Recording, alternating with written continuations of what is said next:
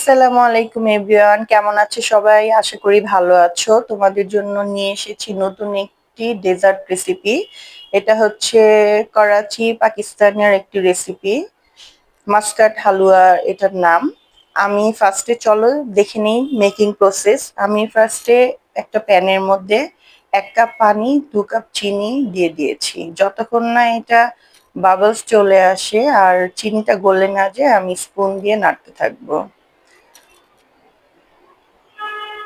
খুব ঘন শিরা করতে হবে না, নর্মাল বাবলস চলে চিনিটা মিশে গেলেই হবে।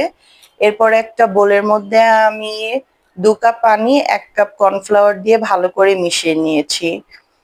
এরপরে যে শিরাটা করেছি ওই শিরার মধ্যে আস্তে আস্তে করে কর্নফ্লাওয়ার গুলো সুন্দরভাবে নেড়ে চেড়ে মিশিয়ে নিতে হবে। একবারে ঢালা যাবে না, একবারে ঢাললে সুন্দর যে টেক্সচার ওইটা কিন্তু আসবে না, জমাট বেঁধে যাবে।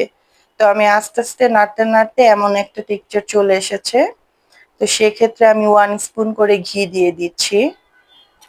আস্তে আস্তে এমন করে 5 টি স্পুনের মতো ঘি দিয়ে দিতে হবে, একবারে না আস্তে আস্তে দিতে হবে। এরপরে আমি রোস্টেড যে এলাচ গুঁড়ো আছে সেটা দিয়ে দিলাম। এরপরে আমি লেমন জুস দিয়ে দিলাম 1 টি স্পুন, ফ্রুট কালার দিয়ে দিয়েছি 2 স্পুনের মতো। সুন্দর কালার চলে আসছে, এই যে দেখে নাও। এরপরে আমি একটি মোল্ড নিয়ে নিয়েছি, মোল্ডের মধ্যে আমি ঘি ব্রাশ করে নিয়েছি সুন্দর করে, যাতে করে হালুয়াটি লেগে না যায়।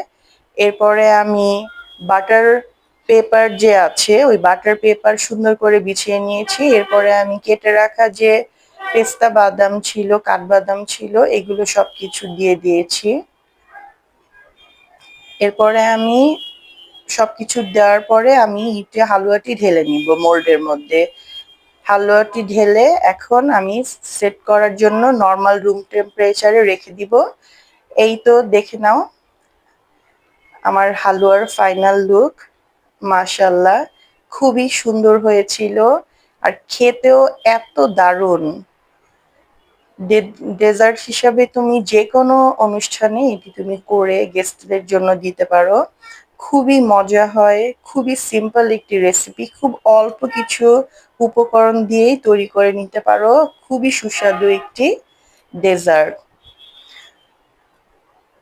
তোমাদের যদি ভালো লেগে থাকে তাহলে আমার চ্যানেলটি সাবস্ক্রাইব করো, লাইক করো আর কমেন্ট করে জানিও কেমন হয়েছে।